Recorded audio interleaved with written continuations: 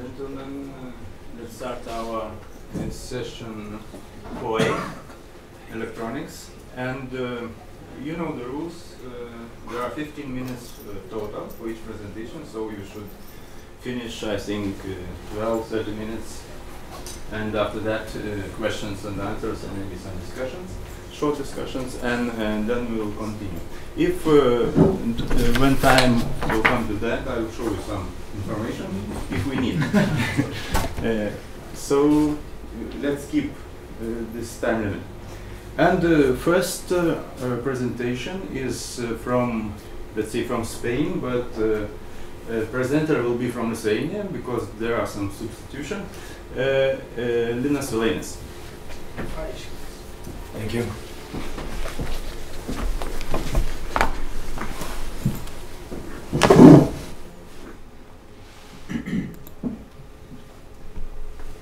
I should start. Yo soy Ernesto Navarro because it's supposed to be the main presenter, but actually it was a bad luck. Both have their legs broken, let's say. Actually, the problem is quite severe. I'm presenting the analysis on microwave passive circuits manufacturing using 3D printing technologies. And when it comes to additive manufacturing nowadays, it is a fast way of producing some three-dimensional objects at much lower costs as if it was manufacturing using subtractive technology. And when it comes to microwave circuits, PLA material, which is most common material which is used in 3D printing, is quite attractive because the properties that can be achieved, they are comparable more to the air because the properties are between the air and FR4. And you can see that the costs of the materials is really lower, so it was attractive for the presenters to check how it can turn if we are trying to apply into microwaves. And when it comes to microwave applications, it is not this presentation that's presenting it as a novel thing. It is being done long time ago. But mainly it is the waveguides that are 3D printed, then they cover it with metal, and this way microwave structures are obtained. Here the approach was slightly different. It is the substrate that they wanted to have programmable properties.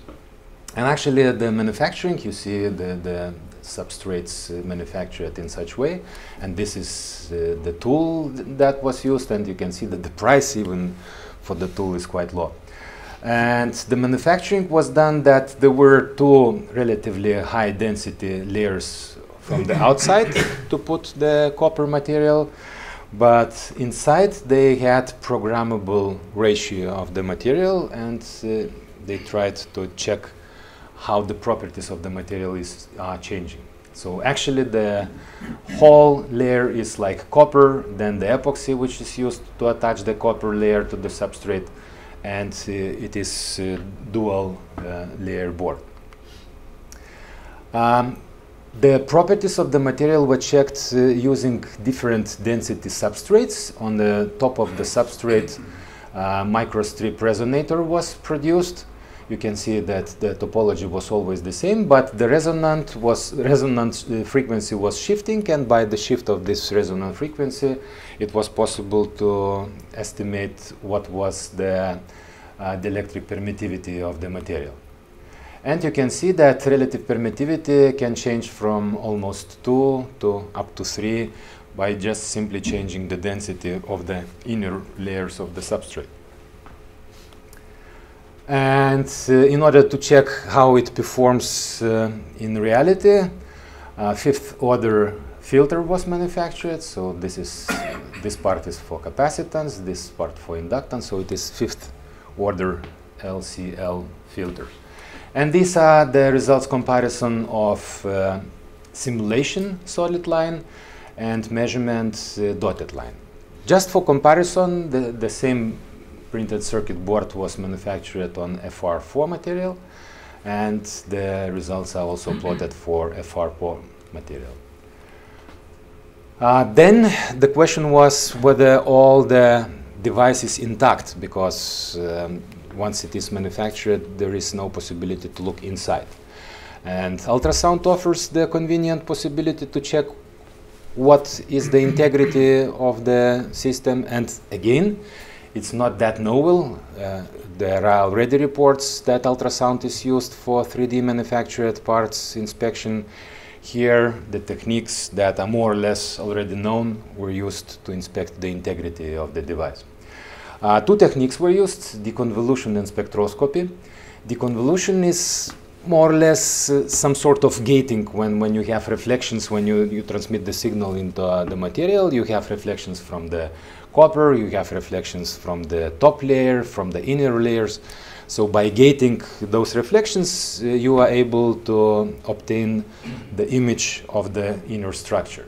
And spectroscopy is more or less the same. You just don't need gating, and you are looking at the spectral resonances, because if the thickness corresponds to half a wavelength, then you have constructive interference, and if it is quarter of the wavelength, it is destructive interference. So you have positive or negative peaks in the signal spectrum. So also going through the frequencies, you are sort of slicing, looking for some particular features in the material. This is the animation showing how the scanning was done. Actually, there were two transducers, one unfocused and another focused transducer, and the whole printed circuit board was scanned using the ultrasound. These are the signals that were obtained, so you can clearly see that this is the reflection from the front surface. There are some reflections from the inner surfaces, and this is the reflection from the bottom. And this is the result of subtraction. If you subtract the front face, so the features that are after the front face, they are better visible. The equipment used was from Kaunas University of Technology, both the scanner and ultrasound acquisition. These are the results for deconvolution and spectroscopy. So these are results for deconvolution for 3D printed substrate. You can see that we are going through different layers, so you are able to see what is inside. Actually, even three-dimensional structure can be reconstructed. What was looked for, so if there are some delaminations in the epoxy used, so inspection confirmed that there are no delaminations. This part, it corresponds to those fits of the SMA connector. And this is the result for FR4 substrate. You can see even the structure of the carbon of the glass fibers running at 45 degrees inside the material. And then spectroscopy results. Again, spectroscopy for 3D printed substrate.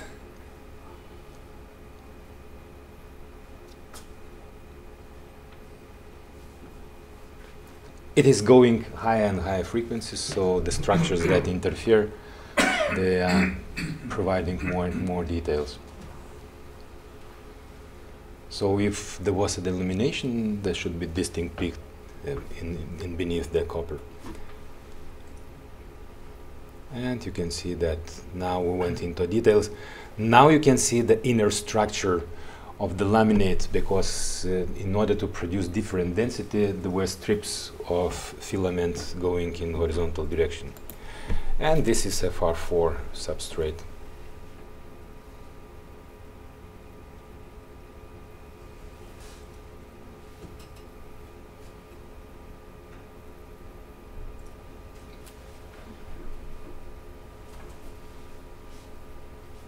Now you can see the structure of the glass fibers.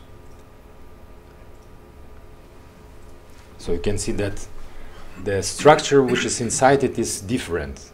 For FR4, it is more or less denser, the structure, the structural element, while for 3D printed, the structural granularity is larger. And these are the examples of the images obtained, just the important parts where it was inspected whether the copper was glued properly. And the conclusions. It is 3D printing that is offering new possibilities in microwave circuits production, and it allows to control the density and the height of the substrate, and results for the electric permittivity programming are acceptable. And it was tested with a typical fifth order filter, and electrical and structural properties were inspected, and ultrasonic analysis confirms that there are no voids, layers are properly fused. So design of substrate characteristics is according to the needs. Thank you. Thank you.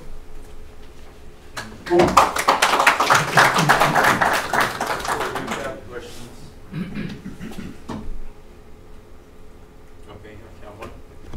How about durability? PLA is not so durable material concerning the time and so on, and temperature. The main problem probably would be durability, but the essence in microwave circuits is that if there are no vibrations, if there is no mechanical load, it can almost hang in the air the copper, and once you have the electrical properties fixed, this is it. But yes, you're right, probably new technologies should come into that field, and what is essential, the range of the electric permittivity programming is just from 2 to 3, and probably we would like to have more, so maybe adding some barium titanate into structure, and then refusing. For instance, there are technologies which use nanotubes, because the nanotubes are heated and they melt the filament again, and the integrity is increased. Or if higher structural accuracy is needed, so filament fusing is not the technology to be used, then it is, let's say, 2-photon sintering technology that can be applied, then you will have more details. But yes, you're right, it is, at least now, major issue in three-dimensional printing at all, even if we're printing in metal. The durability or mechanical integrity, the fusing between the layers is the problem. Yes, it is. Okay, thank you. We don't have. Oh, we have one. We will try to use some different filaments like ABS, for example, for comparisons. ABS, I guess that the problem will be that they are changing the shape. PLA is the only material that is not changing the shape that much. Yeah. So this means that once you are trying to manufacture the parts, after you have 3D printed it, it shrinks. And once here they needed to have different density, this means that different filaments density is placed inside. And because of different filament density, if the material is shrinking, it will crumble much more than if it was PLA. Of course, I don't know why sintering technology was not used, but probably the reason is the price. So here it was really cheap, and probably they wanted it really cheap because with photo sintering technology, both the equipment is more expensive and the speed of the production is much slower. Okay, thank you. Any more questions? Okay, thank you.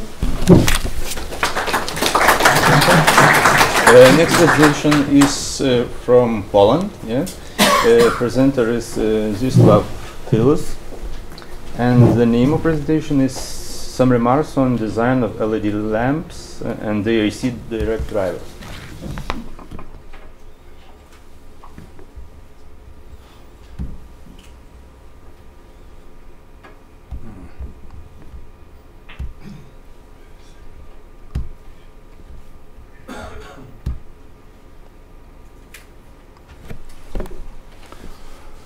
Mr. Chairman, ladies and gentlemen,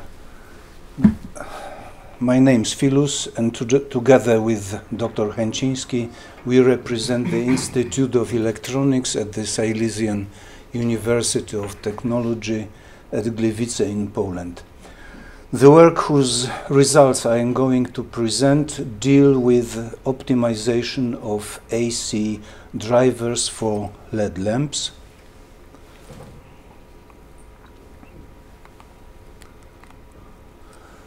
As you know, the main light sources for home, office and similar applications are incandescent lamps invented over 100 years ago by Edison, then compact fluorescent lamp based on discharge in a gas, and finally LED lamps that have been replacing the remaining two over the last years. Concerning some basic features, conventional lamps, incandescent lamp, have very low efficiency. It's typically 5 to 15 lumens per watt. For CFLs, that's roughly about 50, and as for LED lamps, the efficiency is within the range 80 to 150 lumens per watt. So it is roughly 1 order magnitude better than for incandescent lamps. So this is the most important reason why incandescent lamp are removed from the market.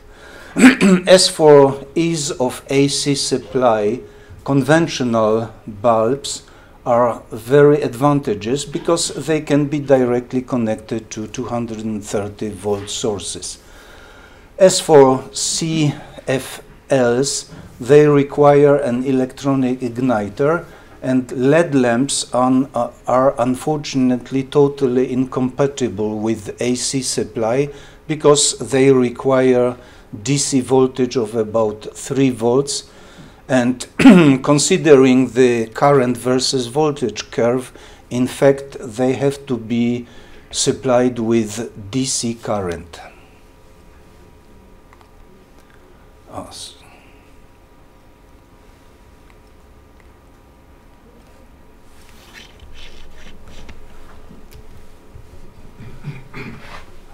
As for typical drivers for LED lamps, this could be a passive driver. So for example, a step-down transformer is used, or instead of a transformer, there is a series inductor or capacitor between the source of AC voltage and the rectifier, and then a capacitor smoothing the output voltage, a resistor or a current source limiting the current flowing through the diodes. So that's the simplest solution. Another solution is to use switched mode drivers with constant current output. In such cases, a power correction circuit is often necessary, and you can notice that in both cases a capacitor is necessary to reduce flicker of the light produced by the lamp. This is a problem that didn't exist in conventional bulbs, where light is produced due to thermal effects, so inertia is quite large. LED lamps are very fast devices, so as soon as the current goes down, the lamp goes out.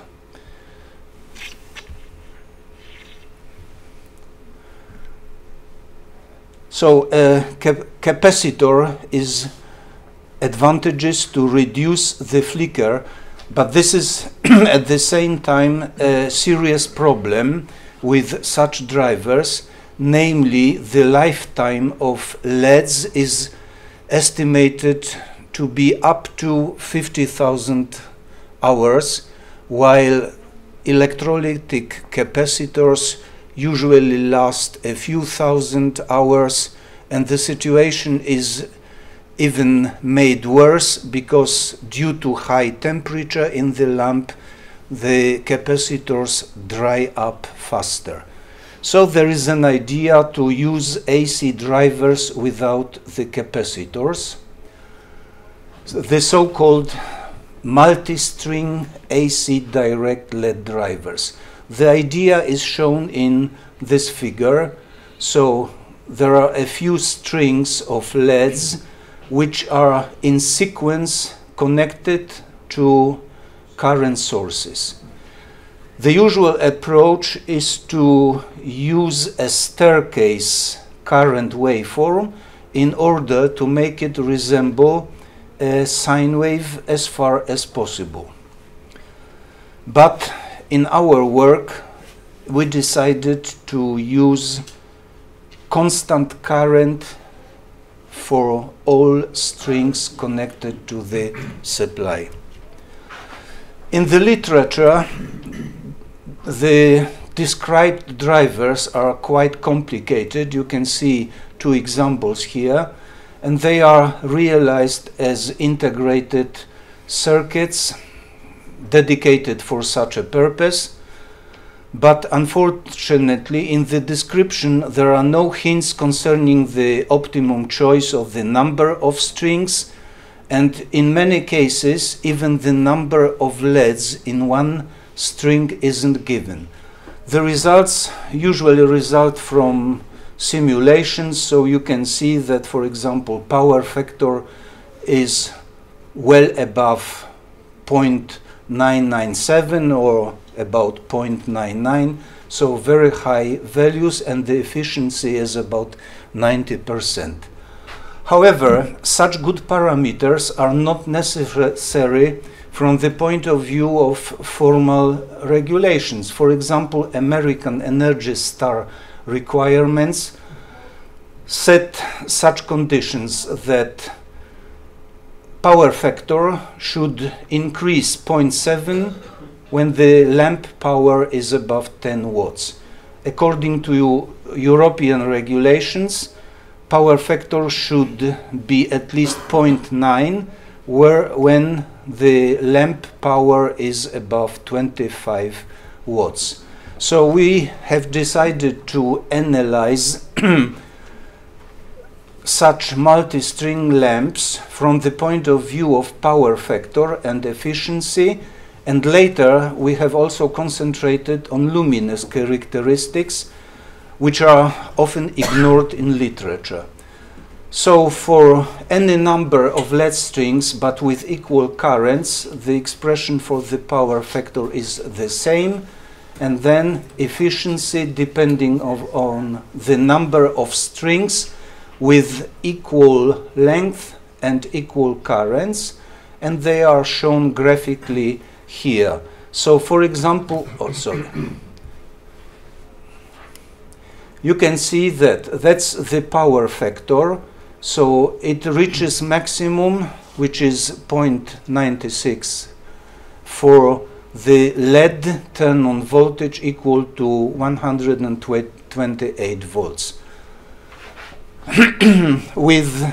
And efficiency is quite low with one string. At the optimum value for the power factor, it's only 50%. But if we use 2 strings or 3 strings, the efficiency may become greater. And as to keep power factor greater than 0.1, quite a wide range of turn-on voltage is possible. Then we examined a lamp with 2 LED strings, but with different conduction voltages, and the results of analysis are shown here. So for example, the blue plot, which is for the first string voltage corresponding to maximum power factor, so that's this line, and you can see that if the second string is for the voltage of 180 volts, the efficiency can be almost 80%. The second plot is for VLED1 equal to 230. That's the maximum voltage at which the power factor is still greater than 0.9. And in this case, the efficiency is about 90%. We have also examined a lamp with 2 strings, but fed with a staircase current waveform, and the results are given here. So the solid line is power factor, and the blue line is efficiency. So it's really true that with the staircase waveform, the power factor may be very close to 1, but as I mentioned, this is not required by formal regulations. But what is not mentioned in the literature, the tendency to improve electrical characteristics of AC LED drivers is disadvantageous from the point of view of luminous characteristics. So we have compared two waveforms. First with 3 strings, but each fed with the same current, so that's the approach we prefer. And the second with the LEDs are supplied with a staircase current. This plot shows the luminous flux, which is proportional both to the current flowing through the diodes and to the number of strings. So with a constant current, each string may be fed with the maximum rated by the manufacturer current. Here, this is a serious disadvantage, because only when the last string is turned on can all strings be fed with the rated current. Earlier, the current must be reduced, so the efficiency of light generation is smaller. So that's the result. With constant current, that's the luminous flux. So you can see that the steps are equal, 1/3, 2/3, and so on. Here, with the staircase current, the pulses are narrower. The most energy is concentrated when the last string is turned on, but here the steps are much lower. And conclusions. So LED lamps we have proved that LED lamps with only 1 or preferably 2 LED strings can have acceptable electrical parameters and very simple drivers can be used for them. For example, with 1 string, just a current source, and such current source dedicated for LED lamps are readily available on the market. So in a single lamp, there is no need for high voltage switches. The electronic circuitry can be easily hidden inside the lamp, while with more sophisticated drivers, the electronic circuit must be hidden in the lamp. So this is why they have often milky bulbs, and this covering absorbs much of the generated light. So due to efforts to achieve high efficiency, then part of this efficiency is lost by the milky bulb. And what I mentioned at the end, efforts aiming at increasing power factor and efficiency, that's optimization of electrical parameter, is disadvantageous from the point of view of luminous characteristics of such lamps. So in the solution that we prefer, the efficiency may be lower, but the electronic circuit is quite simple, so it can be included, for example, in a kind of a LED lamp called LED filament bulb, so there is no need to hide anything, and they resemble conventional bulbs. Okay, thank you. Thank you. Your questions? Yes. Oh, there are 2. Okay, first. Would you say if your electronics would work with dimming? Oh, I'm afraid not. Because this is Because the problem with LS. for dimming we use quite different techniques. And it will crash, if you would use dimming. What would happen with such a lamp? I cannot imagine any solution to use dim, because dimming is usually realized by applying pulse width modulation. So for that, for example, you have to produce stable DC voltage. And the idea here is to remove the smoothing capacitor to use AC voltage directly. So there is no possibility to apply dimming here. Thank you for the presentation. I have a question around the capacitor at the end points of the rectifier block. It seems the main concern that caused you to do this research is the existing of the capacitor. Okay, but as I found, you say that a capacitor can shorten the long life of the LEDs. Yeah. No.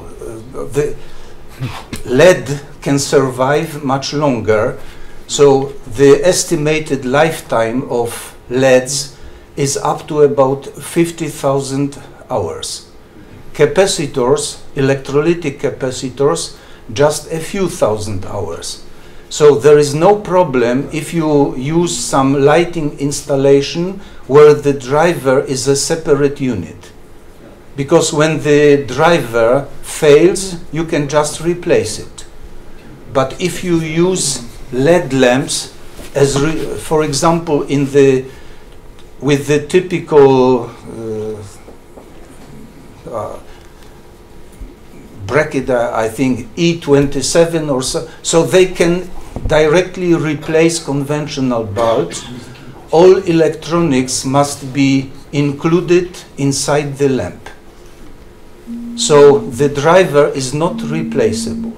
So after a few thousand hours, when the capacitor is destroyed, you have to throw away the whole lamp, although LED themselves would be still operative and effective. Thank you. I have two things to point out. You told that there are no solutions, but actually it is 5 years since Texas Instruments has released the chipsets for such driving. And the answer to colleague's question whether it is dimmable, it is compatible with dimming, it is 100% compatible with dimming, because dimming, which you probably ask, is the conduction angle regulation, the one that you turn on the wall. And this technology, it is regulating how many LED strings are connected according to the voltage that you have. So if your dimmer is regulating the cutoff angle, so it will work. Regulating immediately. But then I come with my question to you. Why you want to exploit this idea? Because those lamps, they can be used just in corridors, in escape routes. They are not allowed to use in the living premises because there is still some flicker in the light. And your idea was that I need to remove the capacitor, but actually flyback transformer with even power factor correction circuit where the capacitor is very small and it is not electrolytic is working very fine. Why you want to go this way? No, I'm afraid that the capacitor must be quite large because if you wanted to use flyback circuit for power factor correction, it has to be small, because with pulse width modulation you are emulating the resistive load. So the capacitor has to be very small. It is just smoothing in those, because the switching frequency is from tens of thousands to hundreds of thousand hertz, hundreds of kilohertz. Yes, so it's true. They just need to smooth this one. So this approach, power factor correction using flyback transformer, is working perfectly. And nowadays the transformers, they are really small, so everything can be solved in this way. But here you still maintain the flicker. And even if you try to solve the flicker by switching the current into opposite, the one that you showed with the staircase, you can invert the staircase and this way you will reduce the flicker. But then you are ruining the power factor. So I do not understand why this approach. No, you know, in the literature search that we made, the capacitors used to smooth the rectified voltage. Where in this case, capacitor is not used to smooth the rectified voltage. It is used to smooth the load in order to emulate purely resistive load. Yeah. And anyway, there is a couple of articles devoted to AC drivers where capacitors are eliminated. And as I showed two examples, the circuitry is quite complicated. But Texas Instruments is offering complete solution. You just buy two chips actually, and you have the solution. But no, unfortunately, I don't know the solution. Go to Texas Instruments, right? Okay. Okay, thank you. Okay, thank you. Last question. From my interest, Professor, what is the impact of in the today's life that industrial electronics, due to industrial electronics, so many harmonics injection on the AC lines, and if you remove the capacitors, again another effect. So have you studied this thing or impact that over the injection of harmonics in the AC line, what is the impact? We didn't analyze the harmonic contents, but the harmonic contents is directly connected with the power factor, and if it is close to 1, well, there is some formula, I don't remember, between the power factor and the harmonic distortion. So I think it's quite low when the power factor is greater than 0.9. But actually, we haven't analyzed the spectrum of the waveform. Okay, thank you. Thank you. Next presentation also is related with LED. Is from Czech Republic, Roman Hrbac. Low-cost extra low voltage LED dimmer for tunable white lighting.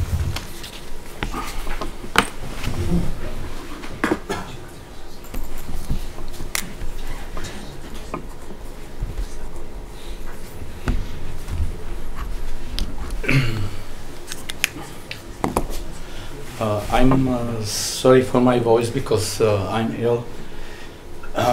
Ladies and gentlemen, as you have just heard, my name is Roman Hrbac and I work at the Department of Electrical Engineering and the Technical University of Ostrava. I would like to give you a brief outline of what our team has been working on. The paper deals with the development of the low-cost extra low voltage LED dimmer for tunable white lighting.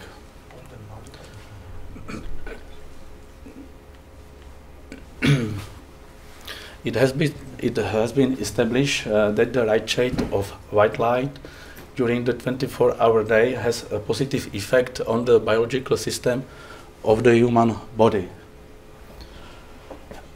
For this reason, it is very important to focus on the development and application of new lighting systems.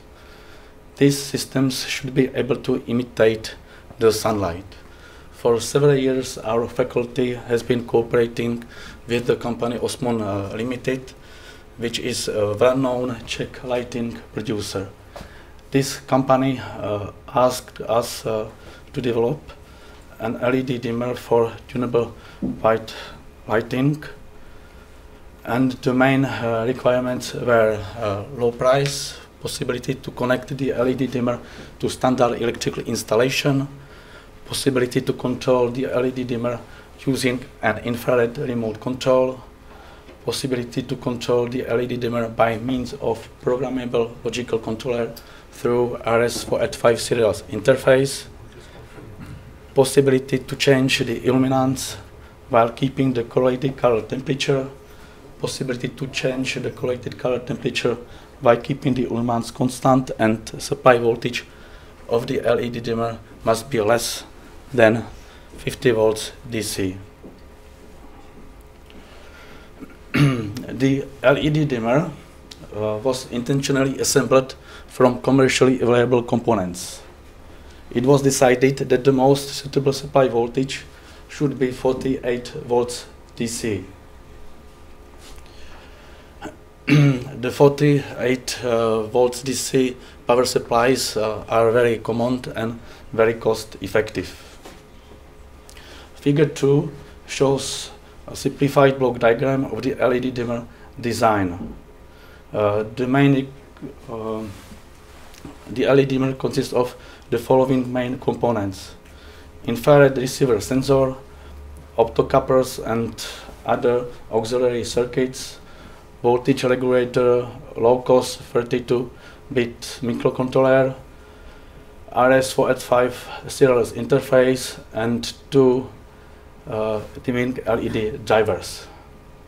The microcontroller uses PWM signals to control dimming LED drivers. The microcontroller sets PWM signals by pressing buttons or by using the remote controller. In order to be able to control the luminance at the same time, they have to be interconnected via RS485 serial interface. In this ways, both the collected color temperature and the luminance are synchronized for all the luminars. Figure 3 shows a practical example of incorporating the LED dimmer into luminars used in a smart home. There are 3 luminars. The first is a master, and the second and third are slaves. The slaves are set by means of the master through RS485 serial interface, and the master, instead of remote control and buttons, is slave by means of PLC through RS485 serial interface.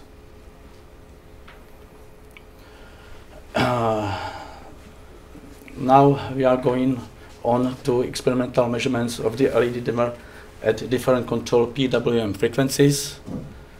The following instruments were used for the measurements: oscilloscope, 2 multimeters and 2 function generators. Figure 4 illustrates the measurement results of the LED dimmer efficiency at different PWM frequencies. The left side is for warm white LEDs and the right side is for cold white LEDs. The experimental results show that the optimal frequency to control the duty cycle is lower than 5 kHz. However, the following measurements will show that the overall luminar efficiency will be almost the same for all measured PWM frequencies.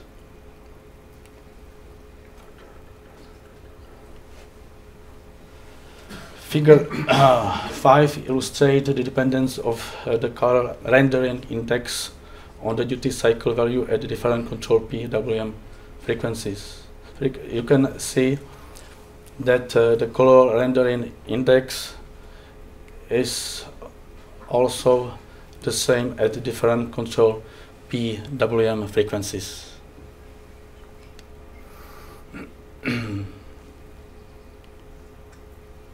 Figure 6 shows the dependence of the power output on the duty cycle value at different control PWM frequencies. The left side is also for warm white LEDs, and the right side is for cold white LEDs. Figure 7 shows the dependence of the luminance on the power output at different control frequencies. Both figures shows that the curves of the illuminance have identical slopes. The fact that they overlap implies that none of the selected control frequencies up to 20 kHz cause any noticeable extra losses. Figure 8 shows the control curves of the collected color temperature plotted from the measured values. First, we set constant value for warm white LEDs to 5%, and then we incrementally edited 5% of cold white LEDs duty cycle from 5 to 100%. Similarly, we set the constant value of the duty cycle for white LEDs to 10%, and we incrementally edit 5% of cold white LEDs duty cycle from 5 to 100%, and etc. Figure 9 illustrates the combination of both linearized control curves, that is those of the correlated color temperature and of the illuminance. Figure 10 shows the control curves of the correlated color temperature plotted by means of intersection points.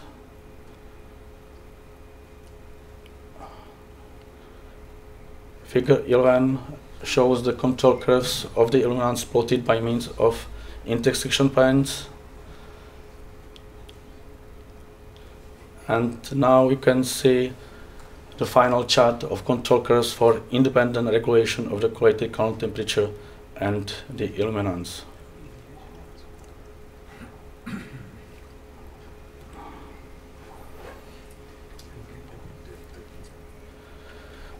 This table shows the example final values available for microcontroller.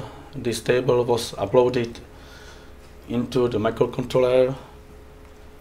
This column is percentage values of illuminance, and this percentage values of warm white LEDs and values of duty cycle of warm white LEDs and cold white LEDs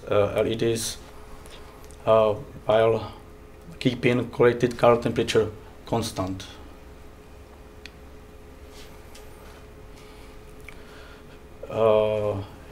Here you can see warm and cold white LEDs located on a printed circuit used for measurement, and this is the LED dimmer prototype.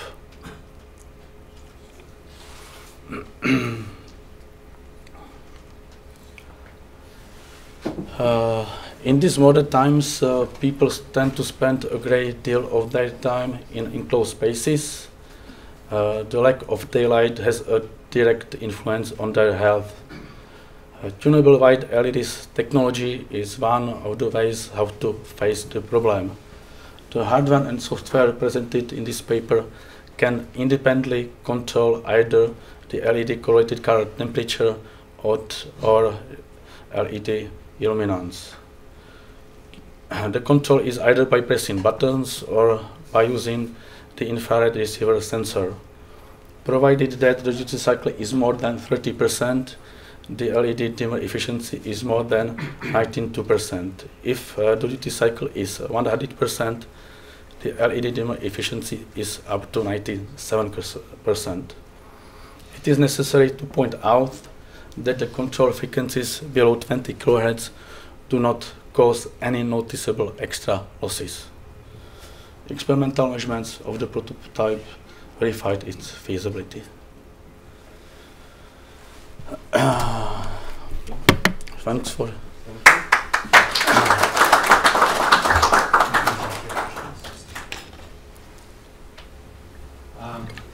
One question. It is the blue light that is regulating the circadian rhythm. And if you are using just two phosphorus LEDs, it is not enough. Either monochromatic LEDs or quantum dot LEDs have to be used to solve the problem completely. So actually it is not circadian regulation what we are reporting. We are trying to regulate the color temperature, but there will be no psychological effects. It's just a no. My question regards your conclusions. Can you go to conclusions? Conclusions, the last slide. You are saying that LED dimmer efficiency is 97%. Is that wall plug efficiency? No, no, only dimmer efficiency. No. In your presentation is named as cost device, but you are using enough complex and expensive microcontroller. It's interesting what is the self-cost if it is lower than another producers such as similar devices. Price? Yeah. Around €6, and in China maybe €3 and less. Okay. Enough for price, €6. Great. Can you open the slide number 7?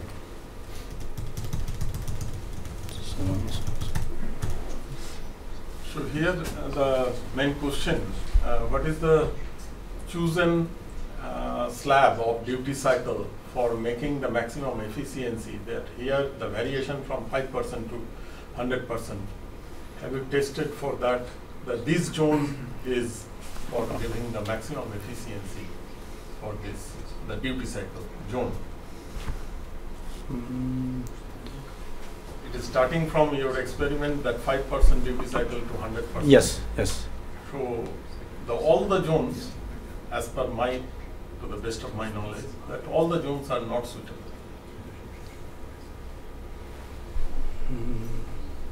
Like Jones? I don't understand. That the duty cycle scale is 5% to 100%. That question is, it is maybe the from 40% to 100% variation of duty cycle.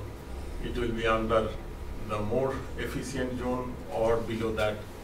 That comparison of variation of duty cycle, it will give all the results will be, the output result will be same, or We're going to spell the same. it will be same. Yeah. But from the your efficiency, you will see that from the 40% to 100%, this duty cycle will give the maximum efficiency of your plot. There the maximum nonlinear variation is there in between 5 to 40% duty cycle variation.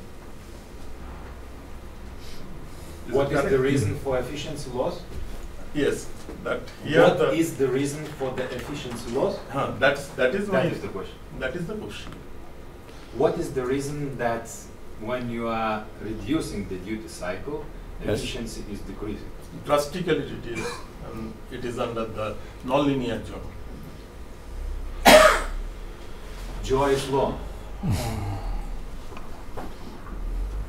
Why efficiency is decreasing when you decrease the duty cycle?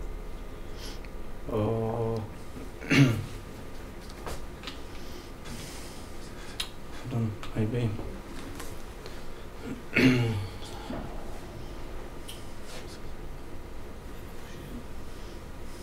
And this slide maybe it is the contradictory with slide number 7 and slide number 12 maybe. If you open this, operating this every zone it is showing it is okay. It has to if be you this open way this- because yes, every yes, switching up and down yes, consumes the energy. Yes. So if you do not produce the light, so that gem just consumes the energy. So it's natural, it has to be this way. So, no more questions? Okay, thank you. The next presenter is from Turkey. Yes, Selman Yakut. So please, the name of presentation is a secure and efficient hybrid random number generator based on sponge constructions for cryptographic applications.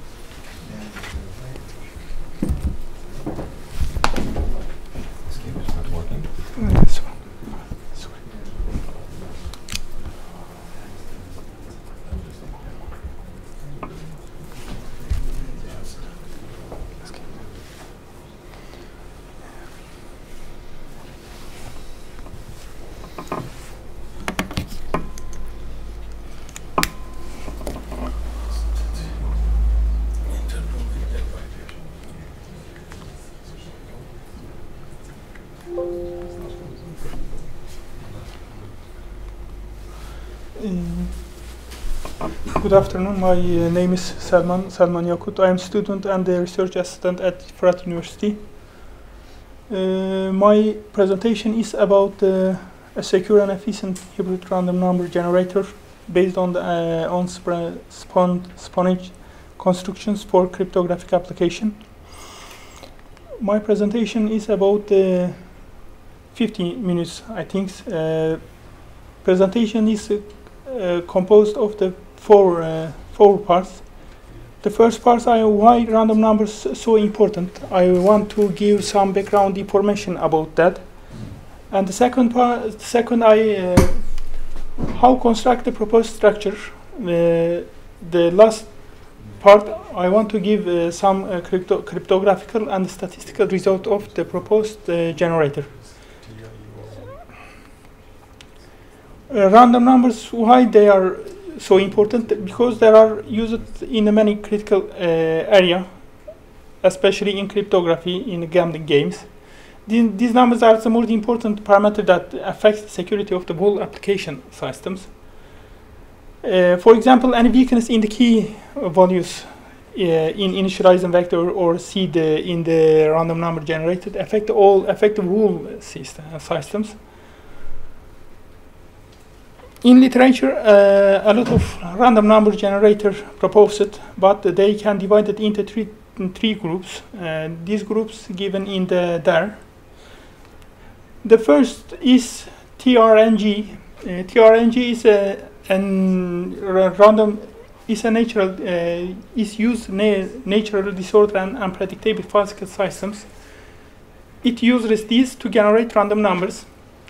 This order is called entropy, typical source of which include the temperature and jitter in the electrical systems. Figure 1 in the slide show the general structure of this generator. The analog signal is received by the entropy source. After digital converter received this signal and sampled them, but TRNG have some drawbacks. In order to overcome the statistical weakness or environment problems, we approach such as post-processing proposed and use it to overcome these problems. The second is the PRNG. PRNG are created using algorithmic structure and the seed values. Algorithmic structure is known exactly. Random numbers are generated according to the seed value. The output function is used to produce random numbers, and the state function is used to update internal state.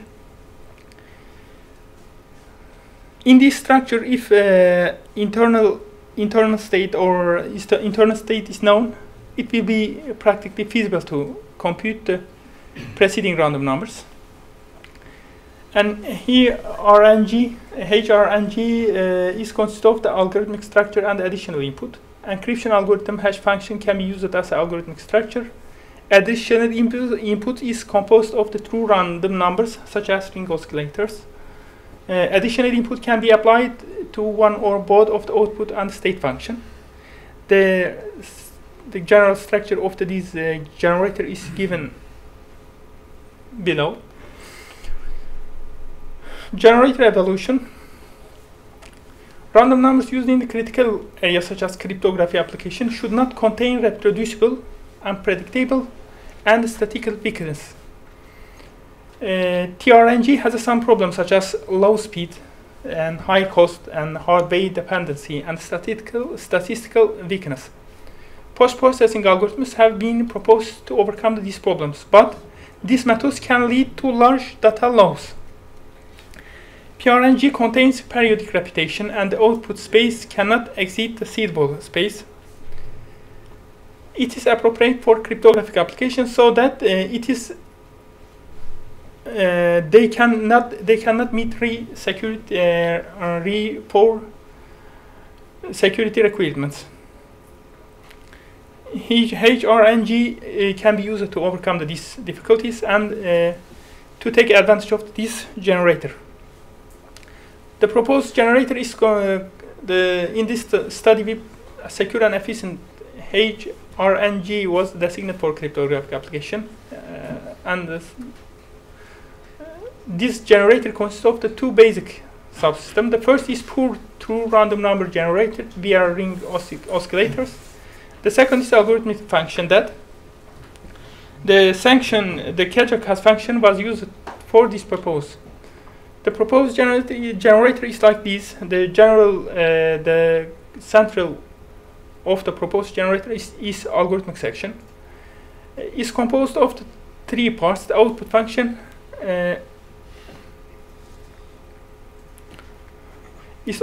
output function, state function, and algorithmic function.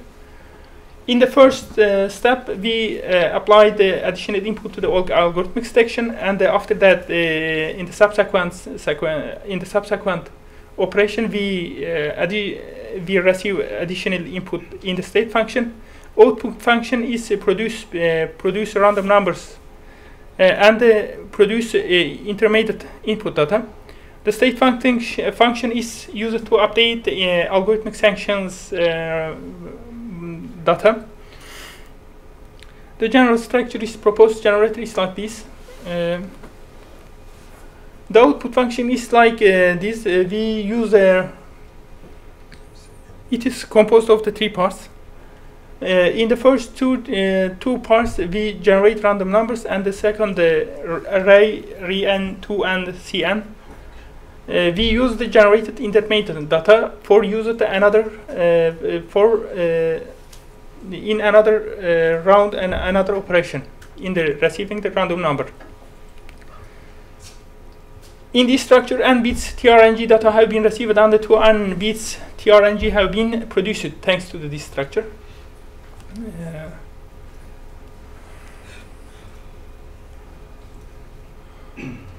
The detail of the random numbers is given in the below. Additional input is produced like this. To produce random numbers, we use the ring oscillators. Ring oscillators with speed used to technique can be achieved using odd number of NOT gates. Each of these gates has different delay, which express the filter, and these delays are used to search of entropy.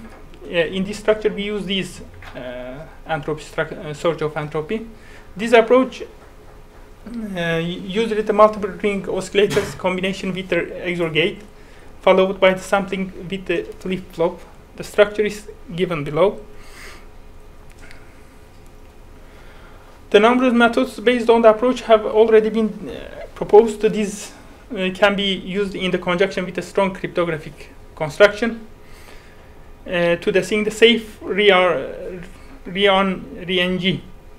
The proposed generator need to true random number in order to provide additional input. To achieve low power consumption, the number of ring oscillator number of inverter per ring oscillator were 5 and 2 respectively.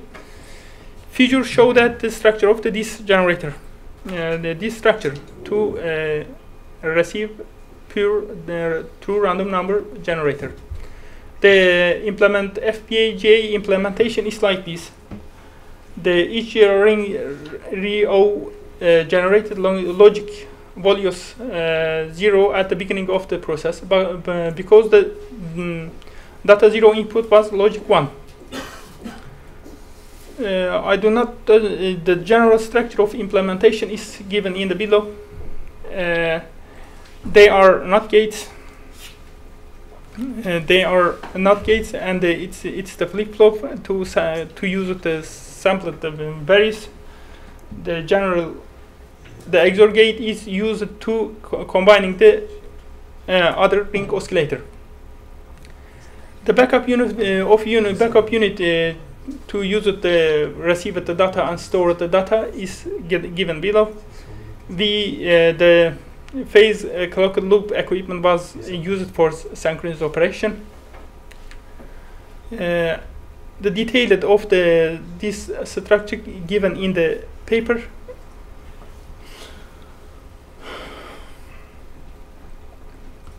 Well, record the numbers contain a sample of the number obtained from the systems in the real time is given below, and the oscillate image is given below. Oscillate image of fractional and actual random numbers actually obtained.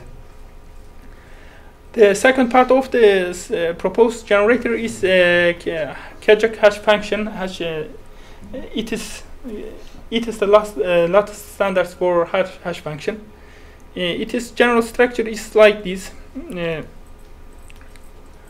It is generally composed of the two parts, in the observing phase and the sequencing phase. The observing phase data are received, and the sequencing phase hash value or for different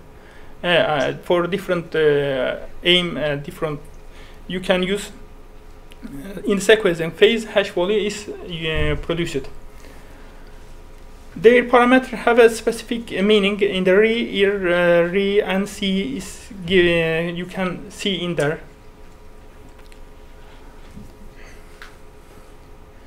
The analysis of proposed generator, the random numbers used in cryptographic application have a vital importance on the security of the whole application.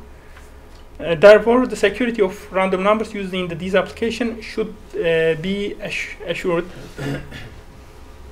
For security of these numbers, they must not contain statistical weakness, and security requirements given this generator must be met, especially in the cryptographic application. Therefore, security of the algorithmic and the additional inputs seed in the generator must be assured. In this section, we use the last proposed, the last standard of the hash function is the Kajak hash algorithm. It is more efficient than other candidate algorithms. So we use that. The security of this algorithm is constitute the main structure of the generator.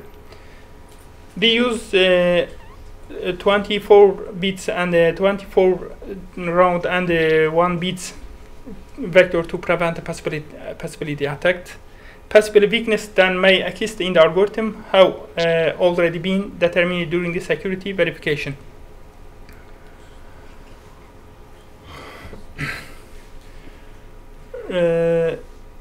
For cryptographic application, specific security requirement in order to be meted. The use of this structure, the use of the pure true random number generated additional input also enables security requirements, and therefore to specify this therefore considered impossible to determine the random numbers which are generated.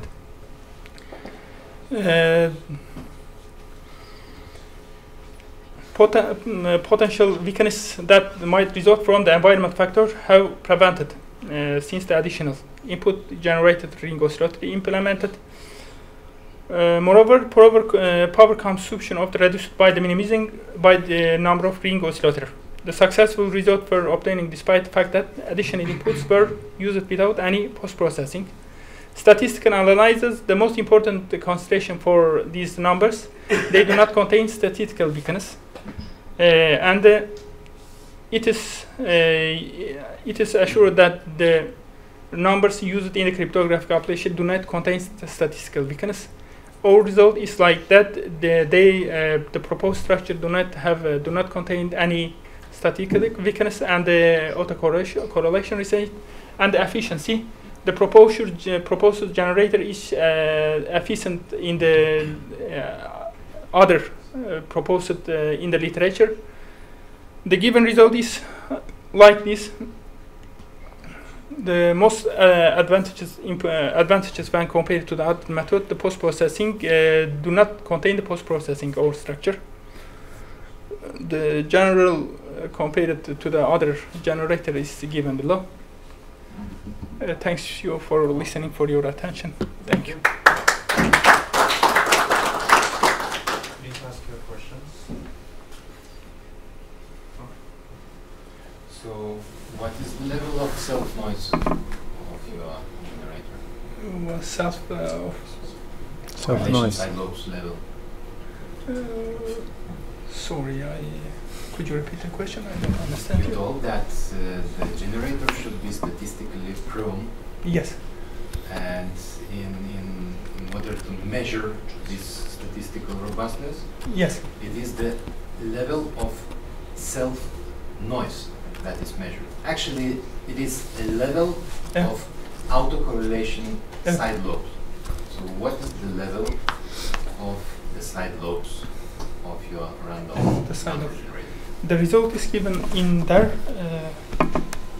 The level is, we use the NIST statistical test, and they are success in this test and autocorrelation test. We use this parameter. They are sufficient for this. So which one is the level of the side lobes or self-noise level? I don't see the parameters which are showing this parameter. The technical details I haven't say that understand. I don't understand your question exactly. Thank you. You used the length of 1088 bits. Why Yes. that length was chosen, or from where it comes? Because the general structure of the Kajak is composed of the 1600 bits, and some bits are received for their security requirements, and some their update parameter requirements. For that reason, we use that parameter. Okay, thank you. No more questions? Okay, thank you. The next presentation is from Serbia. Presenter will be Predrag George Teodorovic. And the name is Hardware Acceleration of Sparse Oblique Decision Trees for Edge Computing.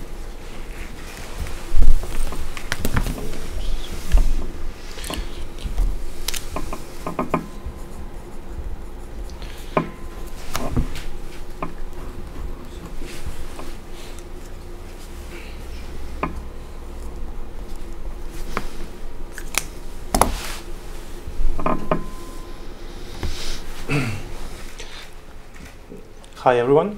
I'm coming from University of Novi Sad, from the Faculty of Technical Sciences, and I'm member of the group which for several years work on hardware acceleration of machine learning algorithms.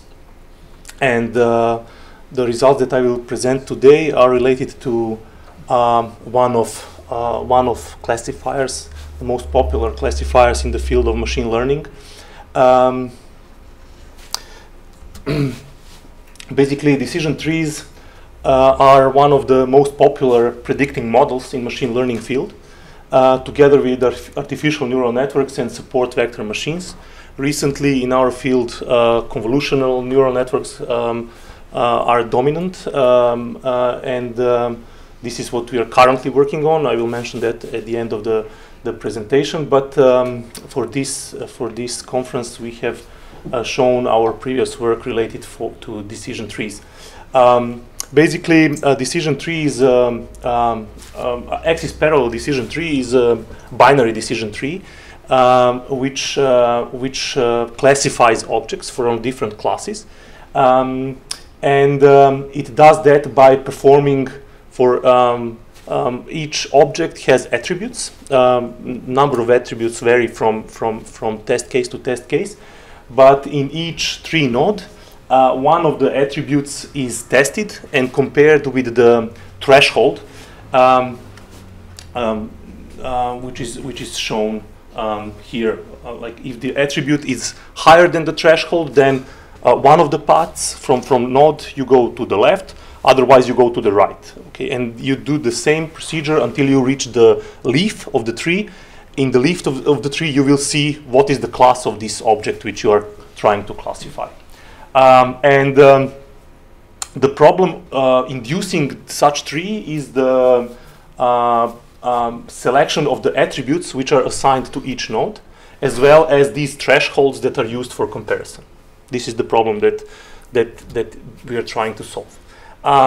In oblique decision trees, which are generalization of previous mentioned orthogonal decision trees, we allow multiple attribute testing in each node. As a result, such decision trees are usually much smaller in size, providing higher classifying accuracy when compared to orthogonal or axis parallel DTs. This testing is done by a formula which is given here. So each attribute is multiplied with one of the coefficients, and the result of this multiplication is at the end compared with 0.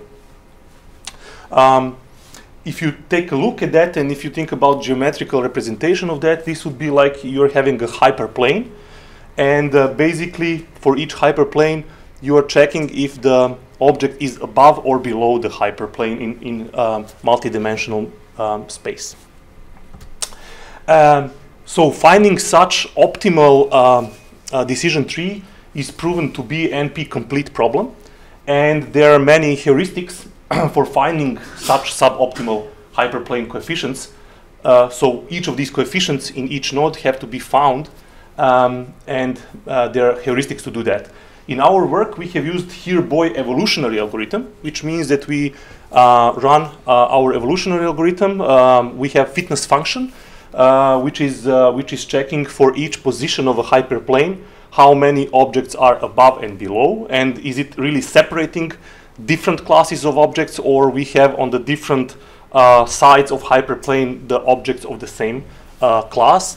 And this fitness function is used using this in this during run of this Hrbac evolutionary algorithm. But additional to that, motivated by the huge effort which is done in machine learning society to compression, we also understood that in each node we can throw out some of these coefficients of the hyperplane, which means assign a 0 value to them.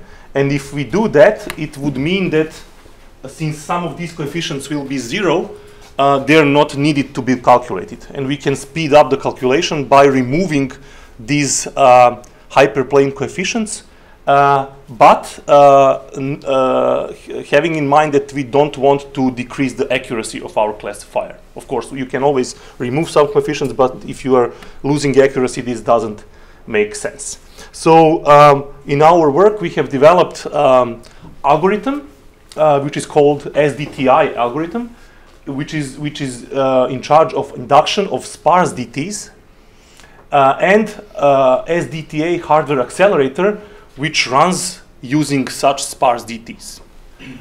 There are many hardware accelerators for decision trees, but none of them before was designed having in mind this sparsification or zero values in the hyperplane coefficients.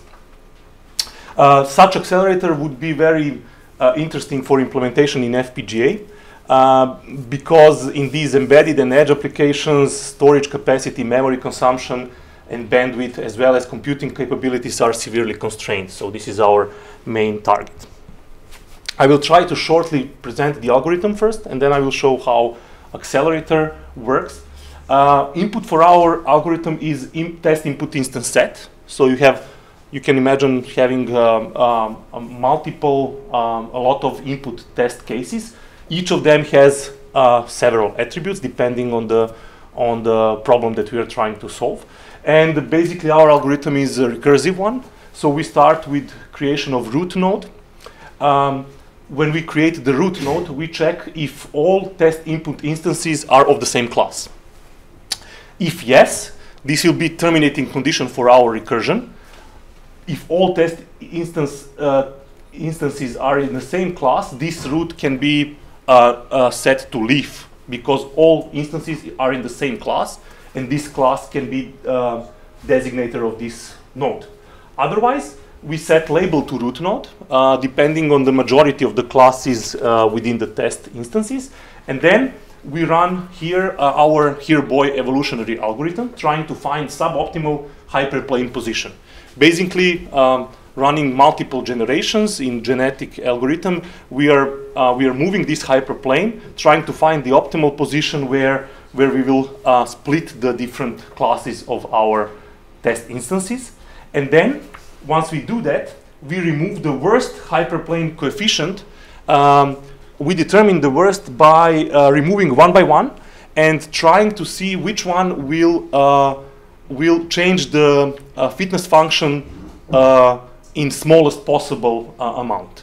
If this one does not, if we remove one coefficient and it doesn't change fitness function, it means that this coefficient is not important for this particular case. And then, if certain specification level is reached, we are done. Otherwise, we repeat the same procedure, but here we don't take into account the coefficient that is already removed. We are tweaking with other coefficients, not taking in care about the one which is removed. This is not important anymore. And we are done when we reach certain percentage of specification, which, let's say 60%, which means that 60% of coefficients are removed, and as much multiplications will be saved, and we'll have speed up in a proper amount. Once we are done, we found the best possible position for hyperplane, having a lot of zeros in the coefficients. Then we divide input set to test instances above and test instances below, which test instances are above the hyperplane and below. And then we rerun the same algorithm for all the test instances which are above and for all instances which are below. This is where we have this recursion. Okay. When we do that, this is the end of the algorithm. And now our algorithm is fine. We have, as you will see, we are able to compress as much as to 80%, so we can remove 80% of the coefficients without any loss in accuracy. But if you don't have the hardware which will benefit from that, that's not much use. So in our SDTA hardware accelerator, we use concept like this. Instead of calculating each node in the tree, we have one universal node per each layer. Okay, so in this we have only one, but here we have only one universal node which will run either this or this calculation. Here we also have one universal node which will run one of these. Okay, depending on what is the path throughout for given instance, it will first be run through this test. Depending on the result, it will go here or here, but never in both of them. Which means that in this case, L2 will run this calculation. Depending on the result, it will run either this or this, but not both. And in this manner, we pipeline our calculation. Since architecture is pipelined, it provides constant instance processing throughput. This throughput only depends on evaluation time of a single DT node, because as soon as one calculation is done by this node, L1, next instance can be run immediately, because the same attribute which is tested here will be tested here or here, but this one can take over next instance. And in each clock, basically, we run one of the instances in each node. How this looks like? So this is top level SDTA architecture for each level in decision tree. For previous case, it would be 1, 2, 3. Okay. So for each level of this depth of the tree, we have the same structure: M1, M2, and M3, repeating. Okay. M1 is attribute memory. This is in charge of attribute which is being tested. M2 is calculating this multiplying with the coefficients from hyperplane, and the hyperplane coefficients are stored in M3 memory. And basically, as soon as one attribute is calculated, this is shifted to next layer because the same attribute will be used in the next layer of the decision tree calculation. Detailed architecture is shown here, where you can see the attribute which is calculated. This is the block for calculating the multiplications of attribute with current coefficient, then adding and accumulating the result, where coefficients are stored in separate memory. Our accelerator works in a way that once we have the result, we will see in which way to proceed in this tree, either left or right, by providing correct address to the left path or address to the right path, depending on the result of the calculation. And also class, which is if on the left we have already leaf of the tree, we have class for the left or class for the right node. And the results can be seen here. We have chosen 10, we have used UCI machine learning repository. We have used 10 data sets. And here you can see, for example, for this data set, we have achieved sparsity of 71.43%, which means that this much coefficients will be thrown out without any loss of accuracy. Okay. We have accepted only loss of accuracy. Usually in literature, 1% inaccuracy is acceptable. So here you will see always that the accuracy drop is never below 1%. In some cases, it's even above what is interesting. For example, here, after pruning, we reach better accuracy than the original one. Here you can see the speed up.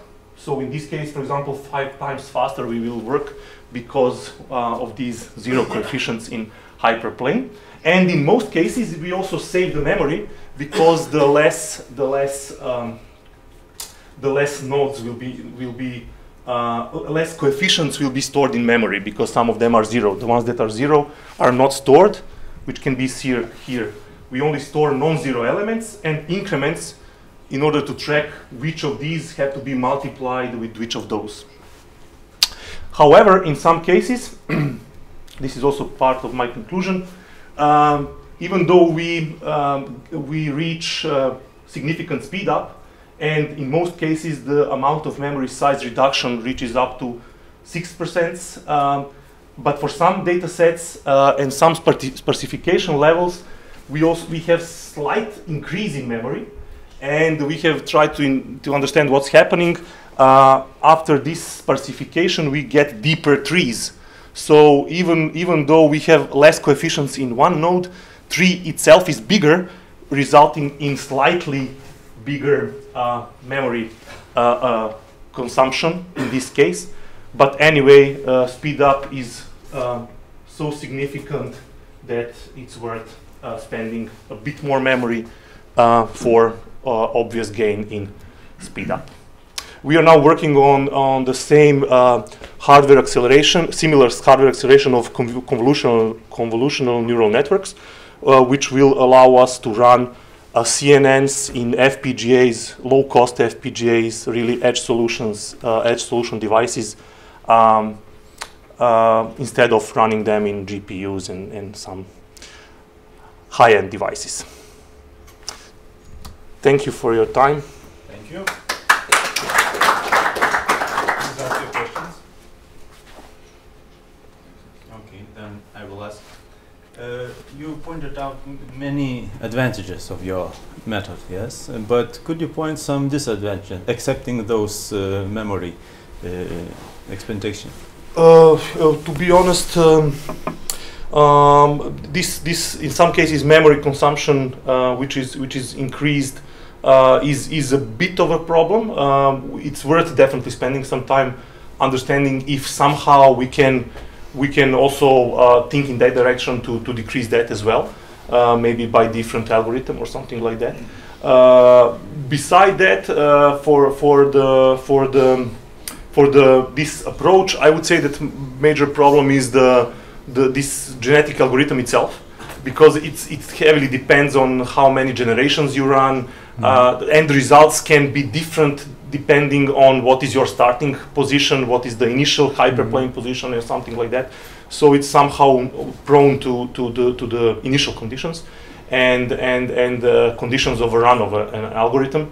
We have tried to use a lot of generations and to run tests longer time to get the best possible results, but this is generally the problem with all heuristics, because especially genetic algorithms, because then you never know if you will end up in some not global optima, but some local optima, minimum or maximum. Okay. Oh, one more question? Yeah, I would like to ask that because I mean, I tried to say edge computing. Until the end, I didn't understand why it was edge computing. Right, because of it's implemented in FPGA. Yes, we have implemented that in FPGA. We used sync devices for that currently, but it can fit. This one can fit really to some really small FPGAs. And the idea is that you can really run it in some small FPGA, which you can fit to your design, which would be really low cost device. And this is now what we are trying to repeat for CNNs to be able to run. We're already working with some manufacturer of cameras, which are planning to integrate our accelerator to the camera itself, so that camera will be smart to understand what's in the picture after grabbing picture. So it will be some kind of smart camera with small add-on on price, because you only add one FPGA, which is not that expensive, but allows you to detect people in the image or object depending on what the CNN is trained for. This is why it's intended for edge applications, because it will run in really it's sub-watt solution, so it will run below 1 watt, opposite from GPUs, which consume much more power. So thank you. So our session is finished. Thank you all audience for your questions, all presenters for good presentations, and now it's time for coffee break.